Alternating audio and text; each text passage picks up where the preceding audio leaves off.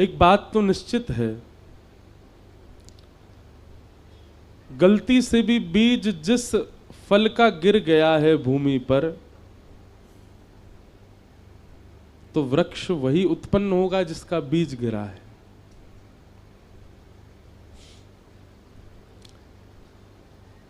धरातल पर मीराबाई का आना, राव दूधा जी के घर पर उनका प्राकट्य होना,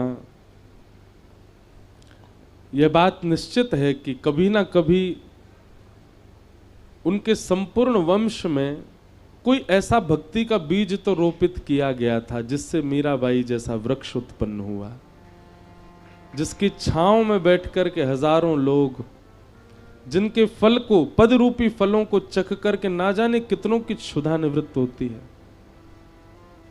मैं इस बात को प्रमाणित तो नहीं कहता, पर व्यास मंच से जो भाव निकलते हैं ना, हमारी भावना ऐसी कि वो हम नहीं, या तो कोई दिव्य चेतना या फिर हमारे पूज्य गुरुदेव भगवान के आशीष से और गिरधर लाल जी की वाणी से वो निकलता है। आप सबके चित्त में श्री कृष्ण प्रेम उत्पन्न होना इस बात का प्रमाण है कि आपका कभी ना कभी का संबंध ठाकुर जी से है।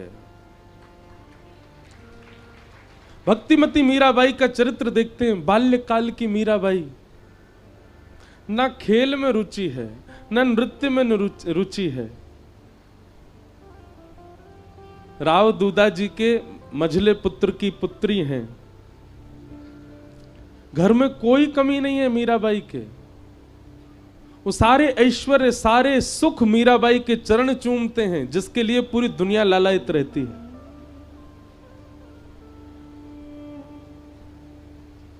पर एक विचित्र से ख्वाब में रहती हैं, एक विचित्र से शून्यपन में रहती है मीराबाई बाल्यकाल से ही। कैसे संभव हो सकता है ये? बालकों को खेल खेलता देख दूसरा बालक मचलता है कि मैं भी जाऊं, लेकिन खेल खेलते देख, बालकों को देख मीराबाई और उदास हो जाती हैं, एकांत में चली जाती हैं। उन्हें पता नहीं है कि उनका चिंतन क्या है, लेकिन है बस। और ये उस समय की बात है जिस समय पर मीराबाई के ना तो कोई गुरु है, ना कोई आचार्य है, ना कोई पथ प्रदर्शक है। छोटी सी है मीराबाई। मीरा चरित्र को देख करके ऐसा अनुभव होता है, यह पूर्व की घटना। वो तो सबको पता ही है कि वही माधवी के रूप में ठाकुर जी की लीला में गोपी थी, पर यह बात प्रमाणित मान लीजिए, अपने संपूर्ण जीवन काल में, हम गर्जना करते हुए अपनी सारी कथा में कहते हैं, संपूर्ण जीवन काल में एक बार भी भूल से ही सही श्री कृष्ण यदि प्रिय लग गए हों आपको, तो ये मान लीजिएगा कि आपका कोई पूर्व संबंध तो है उनसे। बाबा, हम आप तो उनमें ही लगे भय। कई लोग कह रहे हैं, महाराज जी आके बोले इंद्रेश जी ना सो रहे हैं, ना सोन दे रहे हैं किसी को। मैंने तो रोके ना है, आप जाओ सो जाओ। और कल तो भावों की तरंग खूब उठ रही थी, लेकिन लाल जी की इच्छा जैसी रही। नहीं तो कल तो महाराज जी 5 रास के वर्णन करने थे, तो मैंने की 7 तो यहीं बज जाएंगे, 7, 8, 9 बज। एक ही रास जल विहार को यदि प्रसंग छेड़ देते ठाकुर जी के, तो वही में ही निकल जाना हो पूरा समय। हमने तो रोके नहीं आप लोग, और ना हमने ज्यादा किसी को कही कि आओ, लेकिन आप सब एक रस, एक स्थिरता में सब बैठे थे। इतनी संख्या में कल वहां लोग आए हुए थे, और जब कथा चल रही थी तो नेत्र बंद करके मैं बोल रहा था, तो मुझे ये लग ही नहीं रहा था कि इतने लोग बैठे होंगे। बिल्कुल शांत मुद्रा में सब बैठे हैं। इस बात का प्रमाण है कि आप कभी ना कभी ठाकुर जी से मिले तो हो, कभी को संबंध तो है। कई जन्मों से बुला रहे हो, कोई तो नाता जरूर होगा, नजरों से नजरें मिला ना पाऊं, मेरी नजर का कसूर होगा। दिशा हम सबकी निश्चित है, बस उस दिशा में बैठाने वाला एक सद्गुरु चाहिए, उस दिशा की तरफ मोड़ देने वाला एक पथ प्रदर्शक चाहिए। रास्ता तो है, बस रास्ता दिखे इस घनघोर अंधियारे में, उसके लिए एक प्रकाश चाहिए। संसार के विषय रूपी अंधेरे में हम सब हैं, पथ हमारे सामने है, पर हम चल नहीं पा रहे। क्यों? क्योंकि प्रकाश नहीं है, गुरु जीवन में नहीं है। मीराबाई शून्य रहती हैं, ना जाने किस चिंतन में रहती हैं। परिवार के लोग मीराबाई के सौंदर्य को देख करके आश्चर्यचकित होते हैं, पर उनकी स्थिति को देख करके और घनघोर चिंतन में चले जाते हैं। ये कैसी कन्या है, ना इसका खेल में रुचि, ना खिलौना खेलती है, ना खेल के साथ खेलती, कुछ नहीं करती, बस बैठी रहती है। और हां, जब मेड़ता में कोई संत आते, जब मेड़ता में कोई वैष्णव आते, जब मेड़ता में कोई ब्रजवासी आते, जब मेड़ता में कोई वैष्णव संत ब्रजवासी ना भी हो, गलती से तिलक लगा के आ जाते, मीराबाई ऐसी मचल जाती मानो जैसे कोई अपना आ गया हो। बंधुओं, ये कुछ अनुभव हैं, ये कुछ क्या बोलते हैं, सिम्टम्स हैं। वैष्णवता चित्त में पूर्व जन्म से। देखो, भक्ति के मार्ग पर दो प्रकार से लोग आते हैं, या तो पूर्व के भक्ति भाव संचित हो तो इस जन्म में आपके चित्त में भक्ति आ जाती है, या फिर इस जीवन काल में कोई ऐसी ठोकर आपके जीवन में लगती है कि उसके कारण आपके जीवन में भक्ति आ जाती है। तीसरा भक्ति का आने का कोई और प्रकार है ही नहीं। या तो पूर्व जन्म का कुछ संचित आपका भजन रह चुका है, इसलिए वो इस जन्म में आप कर रहे हो, या फिर आपके जीवन में ऐसी एक रुकावट आ चुकी है, ऐसी एक ठोकर पड़ी है, ऐसा कुछ ठाकुर जी ने कर दिया है कि बस अब सब भूल भाल करके विचलित होकर के अब ठाकुर जी की तरफ मुड़ गए हैं। बाकी तीसरे को कितनी भी जबरदस्ती कर लो, वो भक्ति पथ पर नहीं आ पाएगा। ये दो ही आ सकते हैं।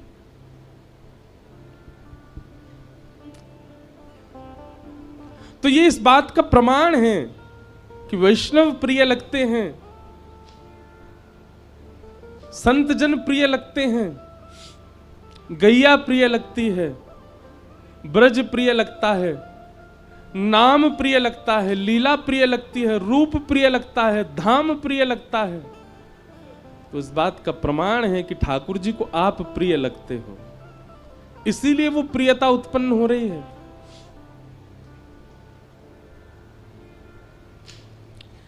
राव दूधा जी अपने घर में संतों को बुलाते और संतों को बुला करके कथा कराते। मीराबाई जा करके, भैया यहां किसी से बोल दी, उन्हें धीरे बोल लें।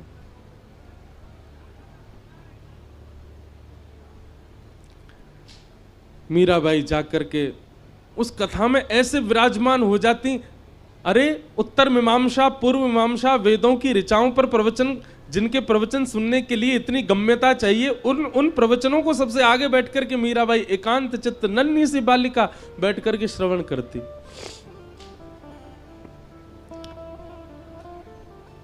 मीरा चरित्र पर एक बार कथा कहने का अवसर मिला था गांधी धाम में, गुजरात में। ये वृंदावन प्यारो वृंदावन जो पद है ना, ये अभी गांधी धाम में ही लिखा गया, और जिनके घर लिखा गया वो बैठे हैं यहाँ पर। उन्हीं के स्थान पर गांधी धाम एक गुप्त वृंदावन जैसा है, वहीं प्रकट होते हैं कई भाव।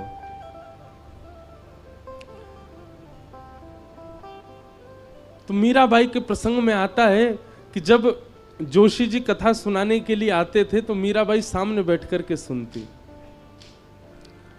और सुनते सुनते मीराबाई, जब कथा विश्राम होती, सब लोग प्रणाम करते जाकर के व्यास मंच पर, नन्ही सी मीराबाई आती और व्यास जी को अपलक नेत्रों से देखती रहती। एक छोटे बालक के भांति पुचकार करके जोशी जी कह देते, अरे लाली, अरे बालिका, तू कथा सुनती है, समझ आता है तुझे? मीराबाई के मुखमंडल पर कोई प्रसन्नता नहीं, कोई मूर्छन नहीं, एक जिज्ञासा दिख रही है केवल नेत्रों में। जोशी जी अपनी पोथी रखते जा रहे हैं और अचानक पूछते हैं, क्या बात है लाली, तो ऐसे देखती क्यों रहती है? कोई मन में भाव है, कोई प्रश्न है? नन्ही सी मीराबाई, बड़े बड़े लोग जिस प्रश्न को नहीं कर पाते वो नन्ही सी मीरा पूछती हैं। आप जिनकी कथा सुनाते हैं, आप जिनके भाव व्यास मंच पर बैठ करके कहते हैं, कभी आप उनको चतुर्भुज रूप में बताते हैं, कभी आप उनको शेषनाग पर पौड़े नाथ के रूप में बताते हैं, कभी आप ब्रह्मादि देव उनकी स्तुति कर रहे हैं ऐसा बताते हैं, कभी वो ब्रज के गोपाल बन करके गैया चरा रहे हैं ऐसा बताते हैं। यह तो स्पष्ट हो गया कि वो एक ही हैं, उनके विलास अलग अलग हैं। लेकिन मेरा बस एक ही प्रश्न है, ये गोपाल जी मुझे कब मिलेंगे? चिंतन उसका किया जाता है, चरित्र उसका सुना जाता है जिससे मिलना निश्चित हो। अरे घर में यदि किसी की बहुत प्रशंसा की जा रही है, किसी परिवार के बालक की, तो बाकी बालकों के मन में भाव आता है कि कभी कोई उत्सव में वो बालक आएगा तो हम मिलेंगे। हमारे दादा दादी माता पिता सब उसकी बड़ी प्रशंसा करते हैं। आप नित्य आकर के यहां कथा सुनाते हैं, क्या आप मुझे यह बता सकते हैं जिनका चरित्र लीला आप वर्णन करते हो वो मुझे मिलेंगे? नन्ही सी मीराबाई के प्रश्न को सुनकर के जोशी जी स्तब्ध हो गए। बाल भाव से देख रहे हैं पर मीराबाई के नेत्रों में प्राप्ति की जो प्यास है वो जोशी जी को स्पष्ट दिख रही है। जोशी जी ने मीराबाई के सिर पर हाथ फेर करके कहा, लाली, गुरु जीवन में आएंगे और वही तुमको ठाकुर जी के पास ले जाएंगे, वही तुमको ठाकुर जी दिलाएंगे। प्रतीक्षा करती रही। यह भी पूछा कब आएंगे गुरु, कोई समय निश्चित है उनका? बंधुओं, मैं अपनी कथा में एक बात स्पष्ट करके कह दूं आपसे, बहुत ध्यानपूर्वक सुनिएगा। वक्ता हजार हैं, वाणियां हजार हैं, लच्छेदार वाणियां अद्भुत हैं, पर आपके गुरु वही हैं जिनकी उपस्थिति, जिनका दर्शन, जिनके पथ से आपके चित्त में कृष्ण प्रेम पहले से अधिक बढ़ जाए। जिनकी उपस्थिति से, जिनकी वाणी से, जिनके कथन से, जिनके वचनों से मैं हर कथा में कहता हूं व्यास प्रिय लग रहा है, यह उचित नहीं है। अरे हम बिचौलिया हैं, हम प्रिय नहीं लगने चाहिए। हमारे संकीर्तन करते हैं चित्र विचित्र महाराज जब ठाकुर जी का यश गाते हैं तो ये प्रिय नहीं लगने चाहिए, इनके भावसों कुंज बिहारी प्रिय लगने चाहिए। पूनम दीदी जब नेत्र बंद करके गाती हैं तब श्री जी प्रिय लगनी चाहिए, ललिता विशाखा बरसाना प्रिय लगना चाहिए। गुरु वही है जिसकी उपस्थिति से आपको ठाकुर जी और प्रिय लगने लग जाए, ठाकुर जी और स्पष्ट होने लग जाएं।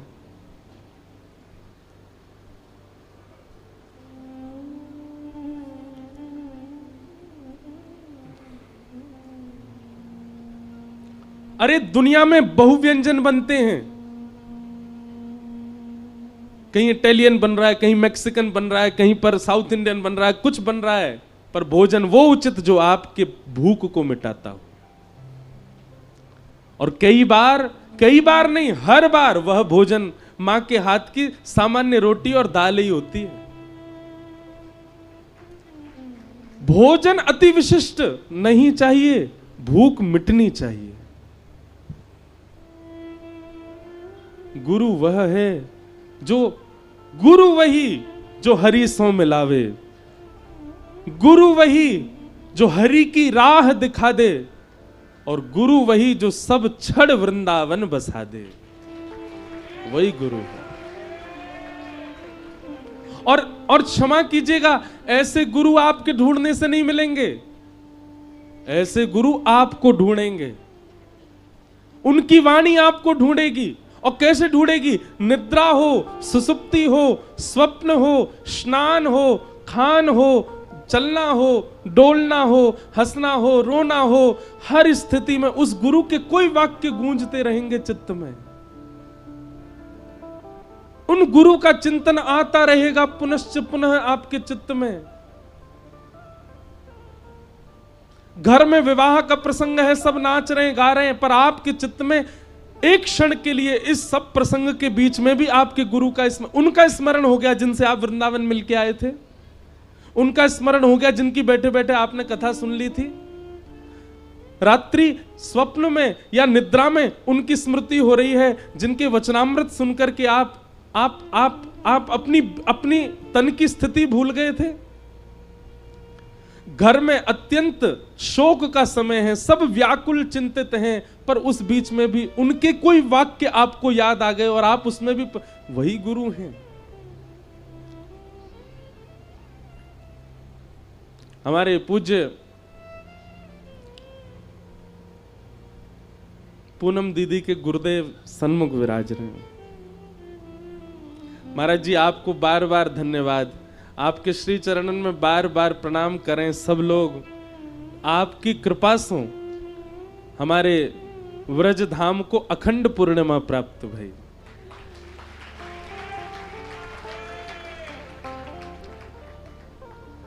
महाराज जी सामान्य, महाराज मैं पहले दिन कथा करके जब नीचे उतरो, महाराज जी को प्रणाम करके गयो। दूसरे दिन जब कथा करके गयो, महाराज जी ने मुझको गले से लगायो और गले लगा के मुझसे बोले, मुझे दक्षिणा दे दी महाराज जी ने। महाराज जी बोले, मैंने कथाएं बहुत सुनी, मैंने कथाएं बहुत कही, पर आपकी कथा से कृष्ण प्रिय लग रहे हैं और प्रिय लग रहे हैं।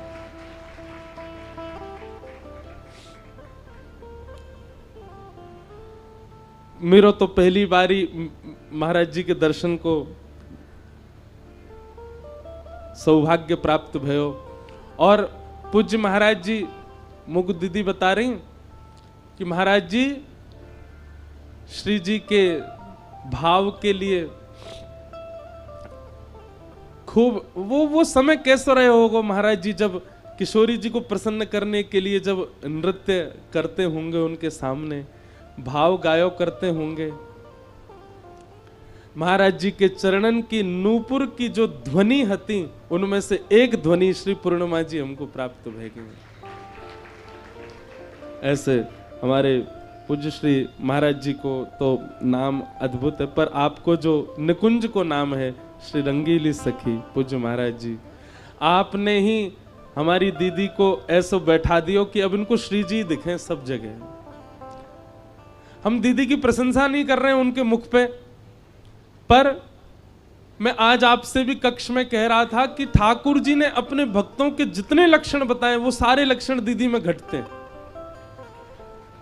ताली मत बजाओ, सुनो, और ने ये प्रयास करो कि ये भाव हम में भी आवे।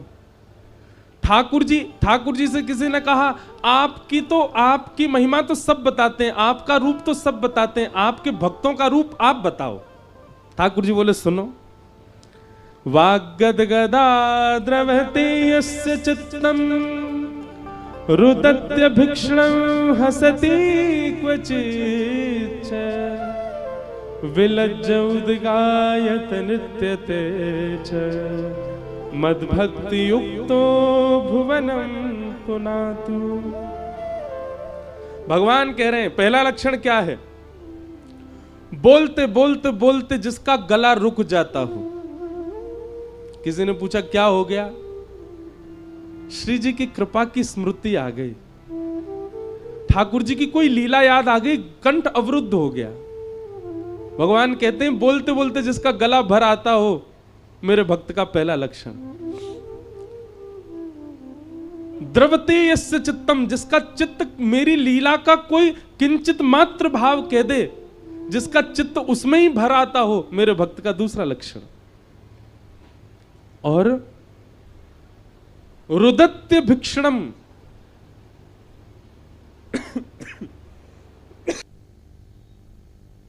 रुदन अत्यंत रुदन।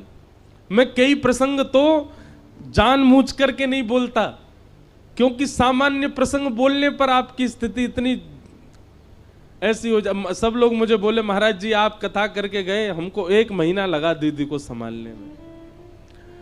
आज कथा विश्राम है रही है, कल मोकू भोपाल निकलना है। अब मैं इस असमंजस में हूं कि मैं कैसे जाऊं गिरिराज जी से। क्यों? क्योंकि गए हो तो दीदी तो बहुत व्याकुल हैं। रुदत्य भिक्षणम, ठाकुर जी कह रहे हैं। और फिर हसित रुदत्य भिक्षणम हसती क्वचिच्च। और एक बात याद रखना, बहुत भाव में रहने वाला, बहुत कृष्ण विरह में रुदन करने वाला, वो हंसता भी बहुत है। जब हंसी में आता होगा तो वह कोई रोक ना पाता होगा। हसती क्वचिच्च। और तीसरा 1 2 3 4 लक्षण हो गए। 5वां लक्षण ठाकुर जी कह रहे हैं विलज्ज उद्गायत नृत्यते च। निर्लज्ज होकर के, विलज्ज होकर के जो मेरा संकीर्तन करता हो, और जब नृत्य करने पर आवे तो यह भी विचार ना करे कि कौन देख रहा है, कहां से मेरे वस्त्र उधर रहे हैं, कहां क्या मैं क्या नृत्य कर रहा हूं, मेरे रूप की भंगिमा कैसी बन रही है, मेरे केश खुल रहे हैं, ये सब विचार भी उसको ना होता हो। भगवान कहते हैं ये लक्षण जिसमें हो मद भक्ति युक्त हो, वो मेरा भक्त है। और ये सारे लक्षण हमारी पूनम दीदी में दिखाई देते हैं। ये सब भाव है। और ये इन सब में इनका कोई बल नहीं है, इनकी कोई योग्यता नहीं है, इनकी कोई गम्यता नहीं है, सब कृपा इनके गुरुदेव की।